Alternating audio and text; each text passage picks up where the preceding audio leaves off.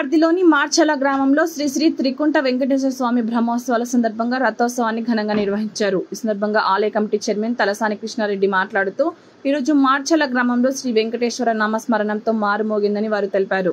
గ్రామ ప్రజలపైన ఆ భగవంతుని ఆశీస్సులు ఎల్లప్పుడూ కలగాలని కోరుకుంటున్నానని, ప్రతి సంవత్సరం కళ్యాణ రథోత్సవం గ్రామ ప్రజలందరి సహకారంతో మరింత ఉత్సాహంతో ముందుకు వెళ్తానని వారు తెలిపారు। పురవీధుల్లో కళనృత్యాలచే ఘనంగా ప్రజలందరి సహకారాలతో ఊరేగింపు చేశామని వారు తెలిపారు। ఈ కార్యక్రమంలో ఆలయ కమిటీ సభ్యులు, గ్రామ పెద్దలు, గ్రామ యువకులు, మహిళలు పెద్ద ఎత్తున పాల్గొన్నారు।